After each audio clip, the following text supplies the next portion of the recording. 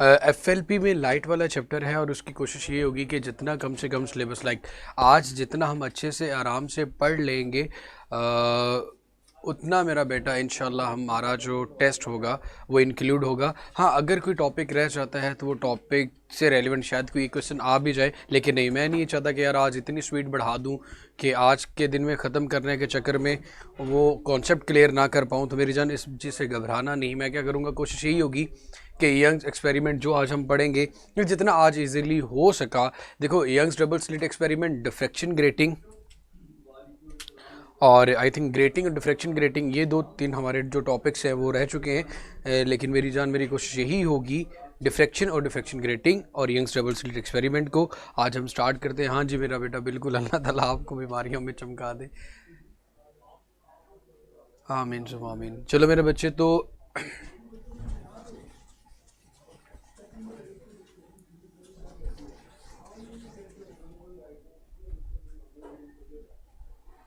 हाँ जी मेरी जान, जितना हो सका उतना मेरा बेटा जितना कर लेंगे उसके अकॉर्डिंग ही चलेगा। और एक चीज़ का ख्याल रखना कि कोशिश करना कि मुझे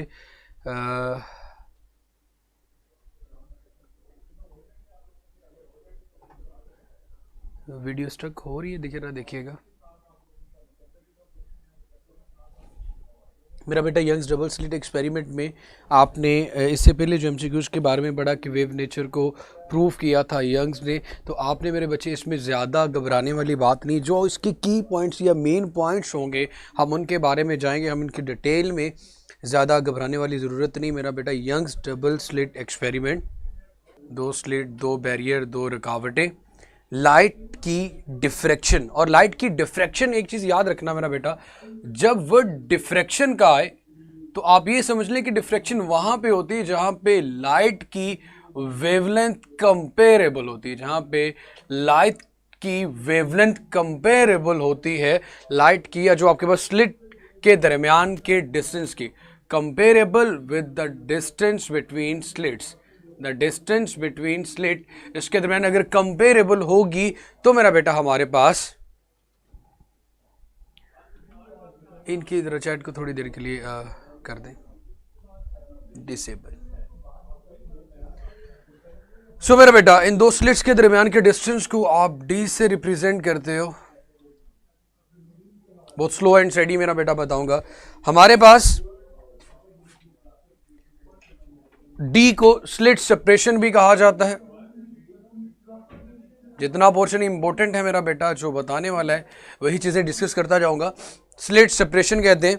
उसके बाद मेरा बेटा सबसे पहले यहां पे स्क्रीन के ऊपर हम ऑब्जर्व करेंगे इंटरफेरेंस ऑफ लाइट को। इंटरफेरेंस ऑफ लाइट का मतलब या तो वो कंस्ट्रक्टिव होगी या फिर डिस्ट्रक्टिव होगी।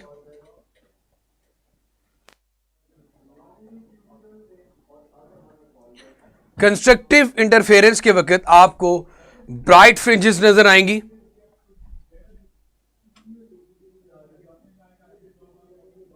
जबकि डिस्ट्रक्टिव इंटरफेरेंस में आपको डार्क फ्रिंजेस नजर आएंगी।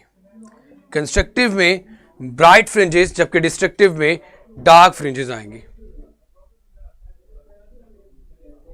सो मेरी जान,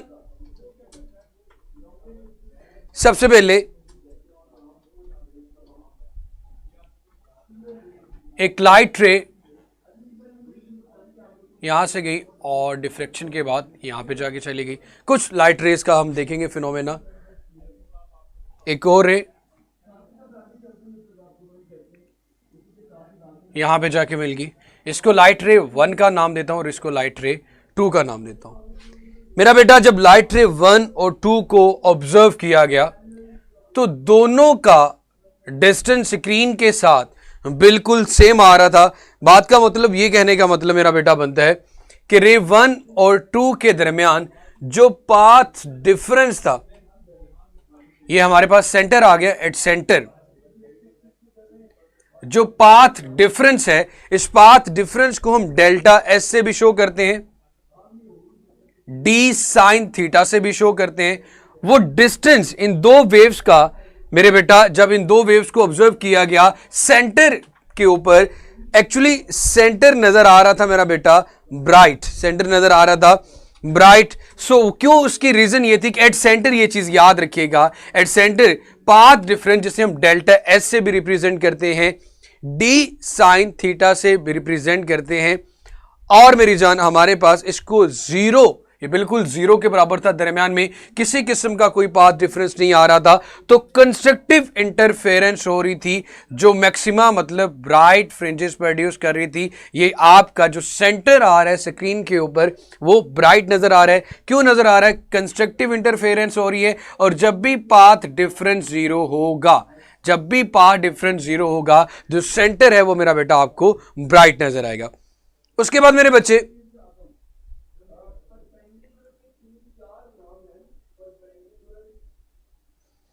कोई रे 3 है यहां से जो कि डिफ्रैक्ट होके इधर चली गई, यहां से कोई रे 4 है जो डिफ्रैक्ट होके उसके साथ जाके मिल गई। तो इन दोनों के दरमियान में आपको बड़े अच्छे से नजर आ रहा है, अगर मैं इसे रे 3 और इसे रे 4 कहूं, तो इन दोनों के दरमियान ये वाली रे बिल्कुल छोटी है और रे ये बड़ी है, तो इन दोनों के दरमियान में पाथ डिफरेंस एग्जिस्ट करता है। तो सबसे पहले तो ये चीज क्लियर हो जानी चाहिए। देखो इन दोनों की लेंथ बिल्कुल सेम थी 1 और 2 की, तो हमने कहा इन दोनों के दरमियान पाथ डिफरेंस सेम था, तो ये सेंटर में जाके मिली। तो आपने मैक्सिमा की बात की, मैक्सिमा मीन ब्राइट आपके पास नजर आता है सेंटर। तो उसके बाद मेरी जान मैंने कहा कि अगर मैं 3 4 रैंडमली कोई 3 से 4 रेज की डिफ्रेक्शन को ऑब्जर्व कर रहा हूं, तो यहां पे जाके भी इंटरफेरेंस हो रही है, बट ये डिपेंड करता है कि पाथ डिफरेंस क्या है। अब पाथ डिफरेंस 3 से यहां तक देखो, ये लेंथ छोटी है लेकिन ये लेंथ बड़ी है, इसका मतलब हुआ रे 3 और 4 के दरमियान पाथ डिफरेंस एग्जिस्ट करता है।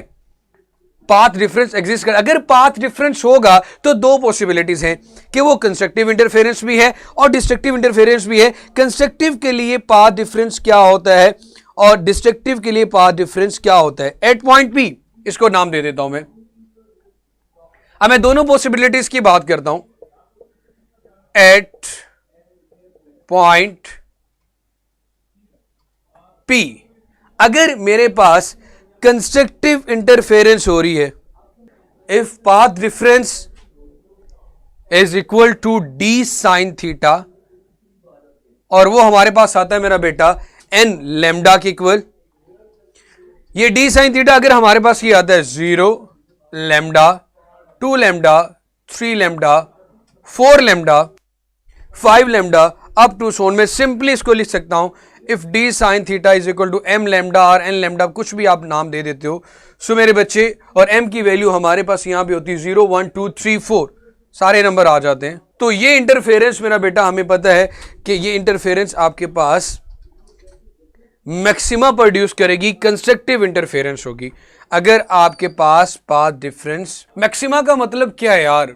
ब्राइट फ्रिंजेस का प्रोड्यूस होना, कंस्ट्रक्टिव इंटरफेरेंस का होना। अगर पाथ डिफरेंस, अगर पॉइंट पी पे पाथ डिफरेंस, इन दोनों के दरमियान जो डिफरेंस है वो लेमडा, 2 लेमडा, 3 लेमडा या 0 हो, मैंने कि 0 से भी स्टार्ट किया, या फिर 0 हो, जैसे कि सेंटर में था, सेंटर में ब्राइट फ्रिंजेस का प्रोड्यूस हुई जब पाथ डिफरेंस 0 था, या 0 आए या लेमडा आए या 2 लेमडा आए, 3 लेमडा आए, 4 lambda, 5 lambda, 6 lambda, 7 lambda. And generally अगर मैं ये बात कह दूं कि मेरे पास अगर पाथ डिफरेंस जिसे हम डी साइन थीटा कहते हैं एम लेमडा के इक्वल आ जाए, देन जो इंटरफेरेंस होगी वो कंस्ट्रक्टिव इंटरफेरेंस होगी और मैक्सिमा प्रोड्यूस होगा। और अगर ऐसा नहीं होता, सो मेरा बेटा फिर सेकंड कंडीशन क्या है? सेकंड कंडीशन को मैं यहां पे लिख देता हूं, इफ पाथ डिफरेंस, अगर पाथ डिफरेंस हमारे पास m plus half integral multiple of wavelength आए, तो मेरा बेटा, या odd integral multiple of half wavelength, odd integral multiple of half wavelength, जिसे हम ऐसे लिखते आ रहे थे, इफ डी साइन थीटा जिसे हम पाथ डिफरेंस कहते हैं, अगर m प्लस 1/2 इंटू लेमडा, या फिर इन जनरली इसकी मैं वैल्यू लिखूं λ/2, 3 λ/2, 5 λ/2, 7 λ/2 अप टू सोन, अगर इस तरह का पाथ डिफरेंस आ जाए, m की वैल्यू तो आपके पास मेरा बेटा 0 से स्टार्ट होगी, 1 2 3 4, लेकिन अगर आपके पास path difference odd integral multiple odd integral, ये दोनों कंडीशन मेरा बेटा हम लोग पहले भी पढ़ चुके हैं, मल्टीपल ऑफ हाफ वेवलेंथ हो तो मेरी जान हमारे पास जो इंटरफेरेंस होती है वो डिस्ट्रक्टिव होगी, और मिनिमा मतलब कि आपके पास वहां पे डार्क फ्रिंजेस स्क्रीन के ऊपर अपीयर होगी। तो सबसे पहले यंग्स डबल स्लिट एक्सपेरिमेंट में हमने स्लिट से उसकी डिफ्रैक्शन को ऑब्जर्व किया और स्क्रीन के ऊपर इंटरफेरेंस को। कल एमसीक्यूज में भी आप लोगों से यह चीज पूछी गई थी, the phenomena which is under observation is interference. लेकिन कौन कौन से फिनोमेनास हो रहे हैं, कौन कौन से फिनोमेनास यहां पे हो रहे हैं, तो वो दो थे मेरे बच्चे। एक आपके पास इंटरफेरेंस है और एक आपके पास डिफ्रैक्शन है। डिफ्रैक्शन के लिए मैंने आपको एक की पॉइंट बताया कि डिफ्रैक्शन हमेशा वहां पे होगी जहां पे स्लिट के दरमियान का डिस्टेंस कंपेरेबल हो with the wavelength of light. So ये दोनों कंडीशन मैक्सिमा के लिए। और एक चीज याद रखनी मेरा बेटा, अगर आपसे पूछा जाए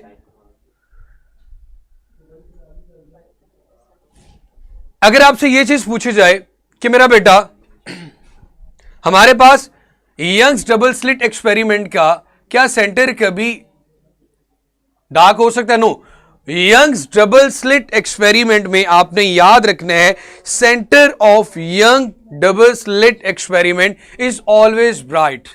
centre of Young double slit experiment is always bright.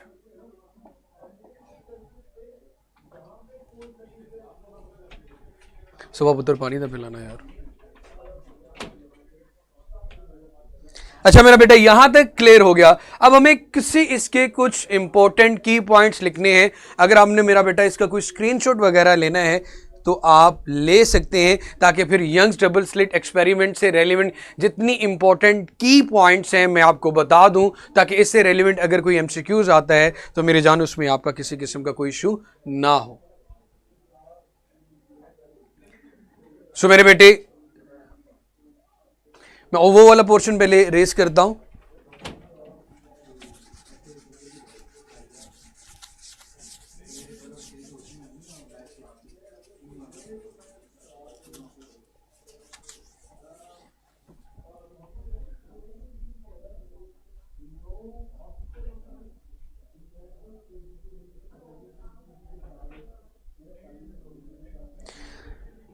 पहला point, again centre of Young double slit experiment, centre of Young's double slit experiment is always maxima, is always maxima.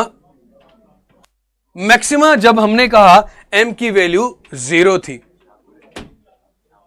शाम के टेस्ट में क्लास के बाद देता हूं आपको, लेकिन बकायदा कुछ स्पेसिफिक टिक करके देने हैं, कुछ टॉपिक्स मिसिंग है। For m is equal to 0, ये याद रखना उस वक्त m की वैल्यू क्या थी मेरा बेटा? 0 थी। और जब m की वैल्यू 0 होती है इस पॉइंट को सेंटर के ऊपर कहा जाता है known as zeroth order maxima, known as zeroth order maxima, known as zeroth order maxima. Centre of Young's double slit experiment is always maxima for m is equal to 0। जब path difference भी आपके पास 0 आ रहा था।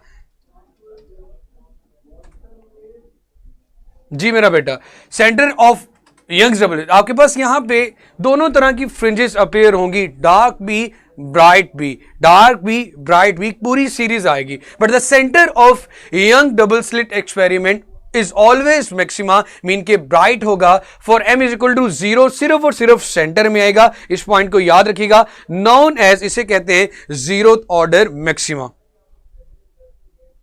उसके बाद मेरा बेटा at point P if first minimum take place,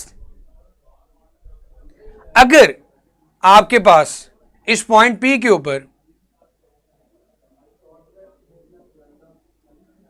अगर आपके पास पॉइंट P के ऊपर, याद रखिएगा, अगर आपके पास पॉइंट P के ऊपर जो फर्स्ट मिनिमा है, अगर ऐसा फर्स्ट मिनिमा मैं कहता हूं यहां पे आ रहा है, डार्क फ्रिंजेस आ रही है, first minima take place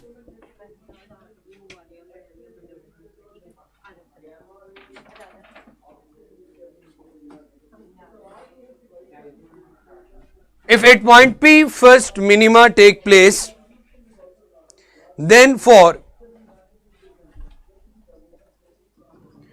m is equal to 0, मतलब उसके लिहाज से m की वैल्यू क्या रहेगी 0, जो पाथ डिफरेंस है हम यही कहते हैं ना, वो lambda by 2 half integral multiple आता है delta S lambda by 2,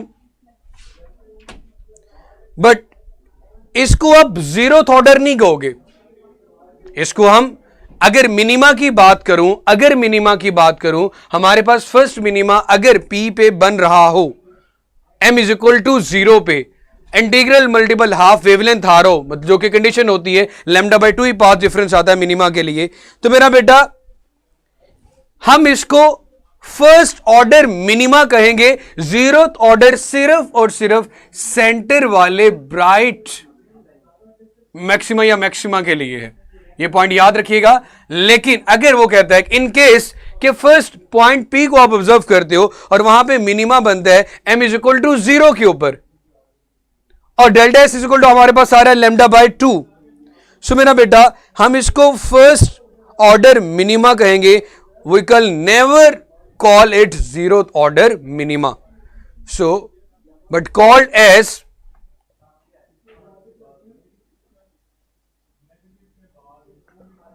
first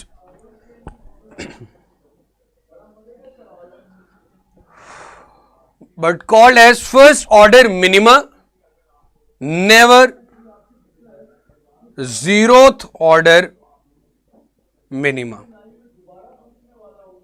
hopefully इस पॉइंट को क्लियर हो गया होगा मेरा बेटा।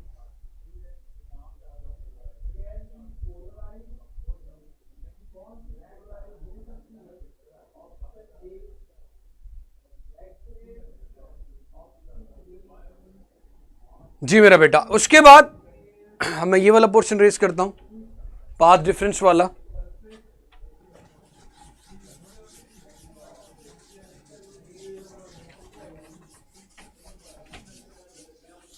हम स्लिट सेपरेशन की बात करते हैं, या the distance between two consecutive maxima और minima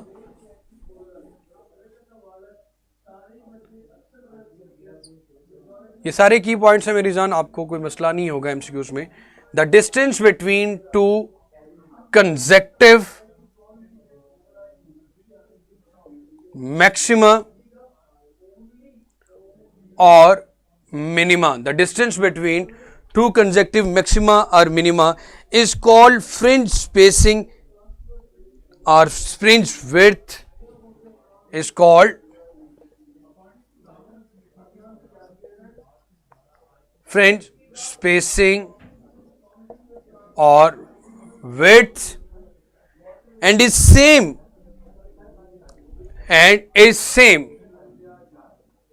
either we are talking about two consecutive maxima or two consecutive minima, and in same for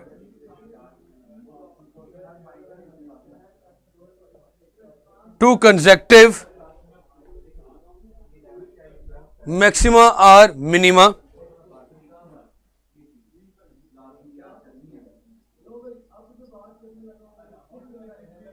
ये हो गया मेरा बेटा हमारे पास। उसके बाद delta Y is equal to, फिर जिसे हम डिनोट करते हैं, delta Y is equal to the distance between two consecutive maxima और minima lambda L over d, lambda L over d. तो मेरा बेटा यहां से एक चीज आप लोगों को क्लियर हो जानी चाहिए, जो फ्रिंज स्पेसिंग है delta Y is directly proportional to wavelength. Wavelength ज्यादा होगी कब? जब आप फ्रिंज स्पेसिंग बढ़ा दोगे। सो या डिस्टेंस बिटवीन टू कंसेक्टिव, जहरी सी बात, ट्रफ के दरमियान डिस्टेंस को ही मेरा बेटा हम क्या नाम देते हैं, फ्रिंज स्पेसिंग का। तो अगर वो ज्यादा होगी तो वेवलेंथ भी ज्यादा होगी। सो अगर आप अपना वो पैटर्न देखते हो रोए की बीवी वाला, तो रेड और ब्लू कलर में अगर कंपैरिजन करो तो मेरा बेटा आपके पास रेड कलर के लिए फिर, क्योंकि रेड कलर की वेवलेंथ क्या है, मैक्सिमम है, ब्लू कलर की वेवलेंथ इसके लिहाज से मिनिमम है। तो मेरा बेटा फिर ये बात हो सकती है कि डेल्टा वाई मैक्सिमम आएगा फॉर रेड कलर और मिनिमम आएगा, क्योंकि दोनों डायरेक्टली प्रोपोर्शनल हैं। तो जिसकी वेवलेंथ ज्यादा होगी उसके लिए डेल्टा वाई की भी ज्यादा वैल्यू आएगी। डेल्टा वाई की वैल्यू मिनिमम आएगी किसके लिए मेरा बेटा, फॉर ब्लू कलर। वेवलेंथ की बात कर ली तो फ्रीक्वेंसी का रिलेशन उलट आ गया हमारे पास यहां पे। फिर delta Y is inversely proportional to frequency, जिसकी वेवलेंथ मैक्सिमम है उसकी फ्रीक्वेंसी ज्यादा होगी। So delta Y is inversely proportional to wavelength frequency, या ये रिलेशन भी डेवलप किया जा सकता है।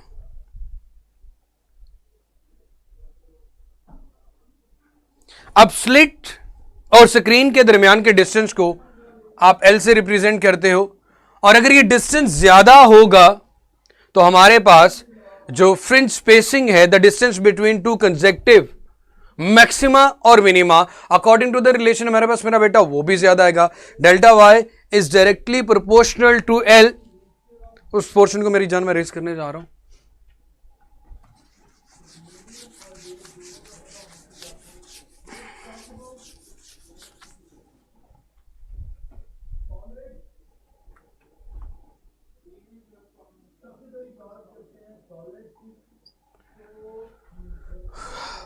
Further the screen from slits, जितनी दूर होगी greater will be the fringe width. Further the screen from slits, greater will be the fringes. अगर ये डिस्टेंस बढ़ा देंगे तो फ्रिंजेस के दरमियान जो स्पेस है वो भी बढ़ जाएगी। Greater will be the fringe width, greater will B fringe width. Delta y is directly proportional to L. And the last one, delta y is inversely proportional to D. अगर slit के दरमियान का distance कम कर दिया जाए तो fringe spacing बढ़ जाएगी, which means at the smaller the slit separation, greater will be the fringe width. Smaller the slit separation,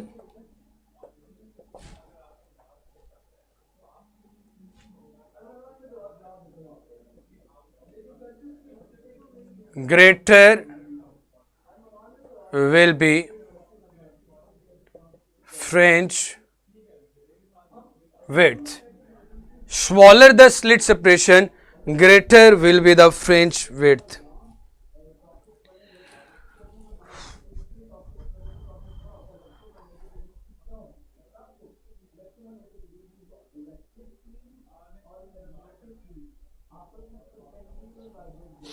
अब इससे रेलिवेंट कुछ एमसीक्यूज जो डिस्कस करने जा रहा हूं उनको देखिएगा। यंग्स डबल स्लिट एक्सपेरिमेंट से कुछ इंपॉर्टेंट पॉइंट जो आप लोगों को, अब जो पढ़ाना था वो हो चुके हैं, लेकिन फिर भी कुछ इंपॉर्टेंट पॉइंट्स की बात करते हैं। मैंने आप लोगों को एक चीज बताई थी कि कुदरत का फिनोमेना है, जब भी कोई लाइट रे या वेव या कोई भी वेव एक मीडियम से दूसरे मीडियम में एंटर होती है, लाइक रिफ्रैक्शन का फिनोमेना होता है, तो फ्रीक्वेंसी हमेशा कांस्टेंट रहती है। एक मीडियम से दूसरे मीडियम में जाते हुए, रेयर से डेंसर में जाते हुए स्पीड डिक्रीज करती है, जिसकी वजह से फ्रीक्वेंसी भी डिक्रीज कर जाती है। या सॉरी, आपके पास मेरा बेटा स्पीड डिक्रीज करने से वेवलेंथ भी डिक्रीज कर जाती है, फ्रीक्वेंसी तो कांस्टेंट रहती है। तो अब मैं इससे रेलिवेंट कुछ एमसीक्यूज की बात करता हूं।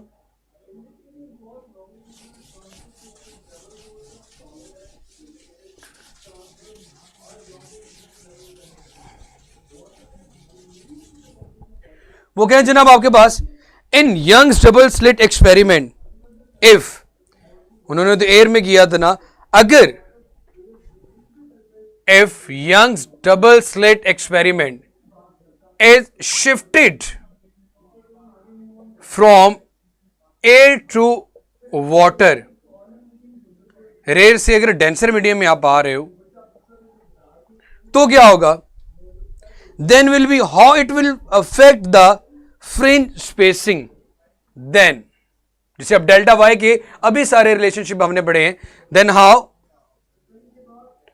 It will affect the lambda L over D, मेरा बेटा delta Y is equal to lambda L over D, जहन में रखें और रिलेशनशिप पे गौर फरमाएं कि यंग्स डबल स्लिट एक्सपेरिमेंट को अगर एयर में नहीं वाटर में किया जाए, then how it will affect the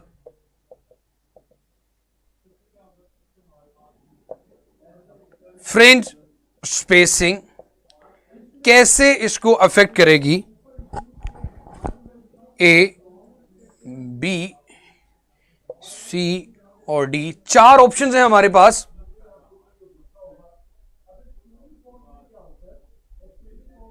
जी इसे कहेंगे जीरोथ ऑर्डर मैक्सिमा, सिर्फ वो सेंटर के लिए आएगा मानूर, मिनिमा के लिए हो तो उसे फर्स्ट ऑर्डर कहा जाएगा M is equal to zero को।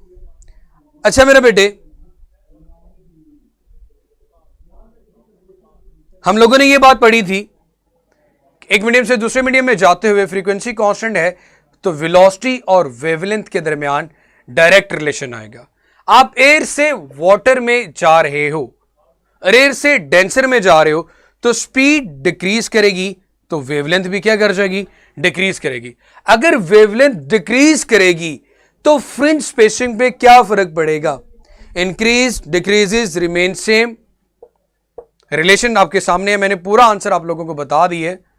आप वेवलेंथ का रिलेशन देख लें, उसके साथ क्या आ रहा है, नन ऑफ द अबव या सेम रहेगी। तो मेरे बेटे ये डिक्रीज करेगी, क्योंकि वेवलेंथ जब डिक्रीज करेगी तो फ्रिंज स्पेसिंग भी क्या करेगी मेरा बेटा, डिक्रीज करेगी।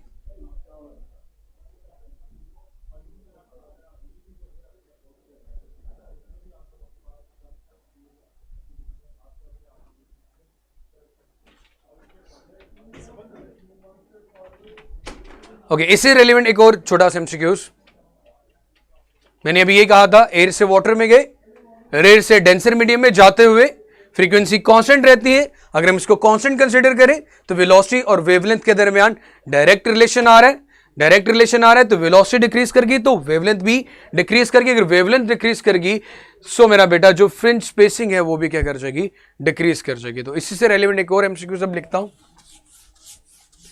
अब एयर से अगर वैक्यूम में शिफ्ट कर दिया जाए,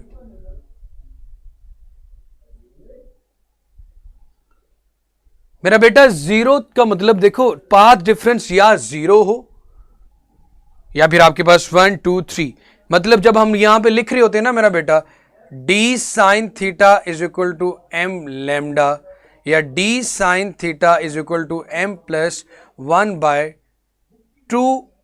इंटू लैम्डा या लैम्डा बाय 2। सो मेरे बच्चे हमारे पास ये जो पाथ डिफरेंस आ रहा होता है ये कंस्ट्रक्टिव और डिस्ट्रक्टिव इंटरफेरेंस के लिए।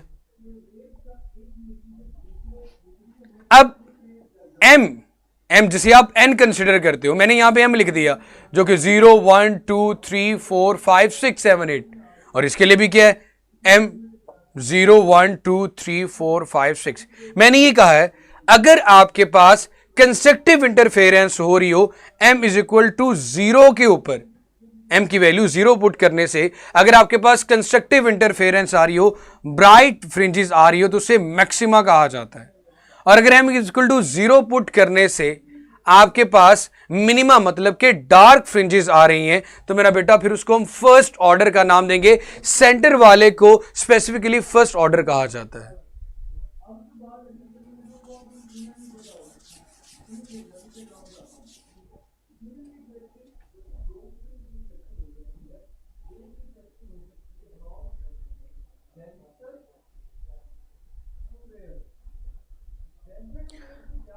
अब मेरे बच्चे अगर यंग्स डबल स्लिट एक्सपेरिमेंट को, इफ YDSE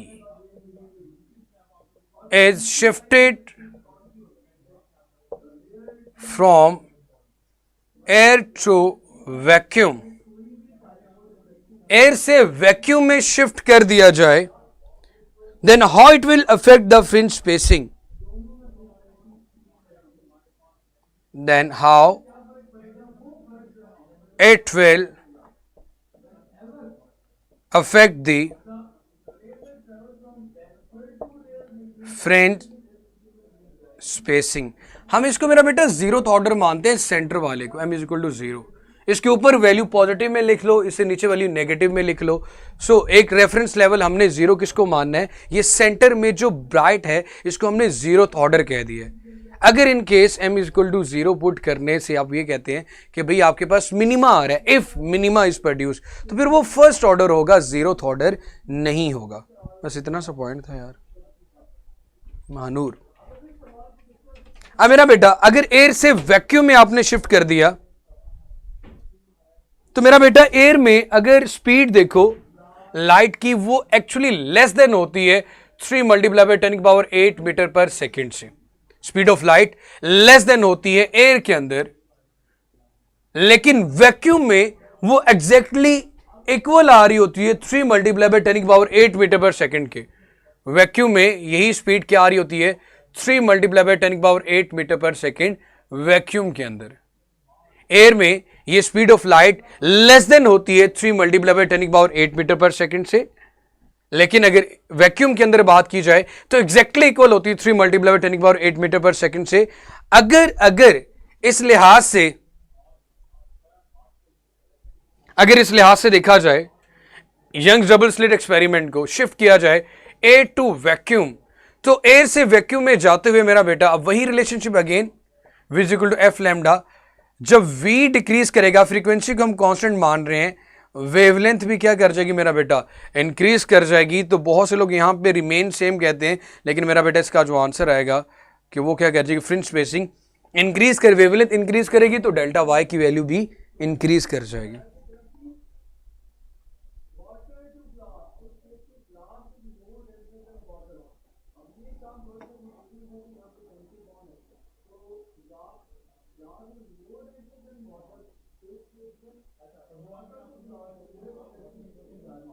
याद रखना मेरा बेटा एक और चीज, we must remember that ignoring centre maximum the total number of fringes, ये चीज एक इंपॉर्टेंट पॉइंट जो कि मिस हो गया था।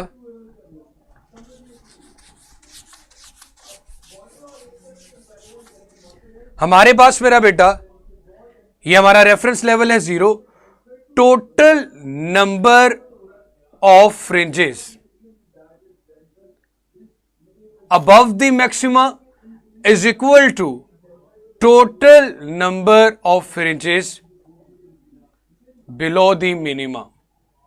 अब इस बात का मतलब ये है कि स्क्रीन के ऊपर, इसके ऊपर जितनी फ्रिंजेस होंगी, इसके नीचे भी उतनी ही फ्रिंजेस होंगी।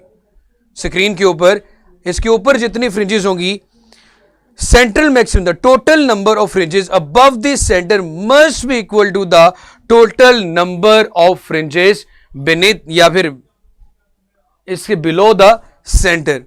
So if someone asks you have 10 fringes are above the central maxima, अगर आपसे कोई ये कहता है कि यार यहां पे टोटल नंबर ऑफ फ्रिंजेस 10 है, सो आप total number of fringes above the centre, अगर आपके पास कहा जाए टोटल नंबर ऑफ फ्रिंजेस आपके पास 10 है, तो स्क्रीन के ऊपर टोटल नंबर ऑफ फ्रिंजेस कितनी होगी, स्क्रीन के ऊपर टोटल नंबर ऑफ फ्रिंजेस कितनी, मैंने कहा इस सेंटर से अबव और बिलो, इस सेंटर से यंग्स डबल स्लिट एक्सपेरिमेंट में स्क्रीन के ऊपर सेंटर से अबव और below equal number of fringes होती हैं, इक्वल नंबर ऑफ फ्रिंजेस होती हैं कि अगर ऊपर 10 हैं तो फिर नीचे भी 10 ही होंगी। और अगर हमसे यह क्वेश्चन पूछा जाए कि जनाब आपके पास above the centre total number of fringes 10 है, सो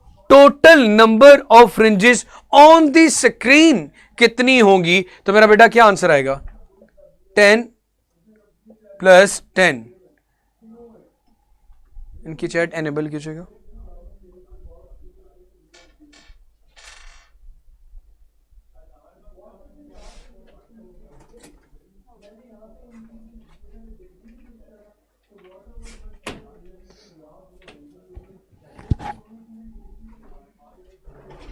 जी, उन्होंने कहा 20।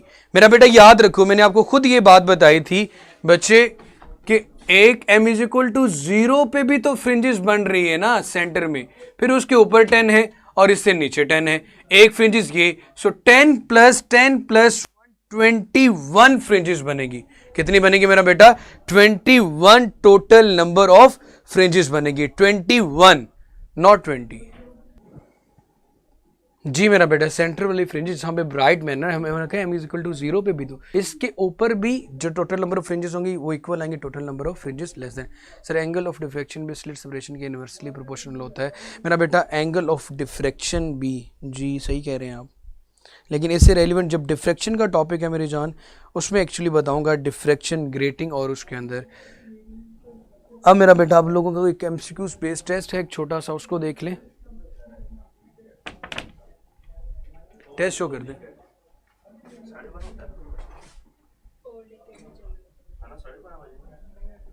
मेरा बेटा टिल आपके पास मेरी बेटा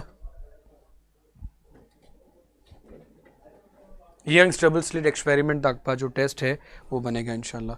हाँ एक चीज़ और मेरा बेटा कि तूफान बदतमीज़ी ना आ जाए कि अगर 1-2 MCQs आगे पीछे हो जाते हैं।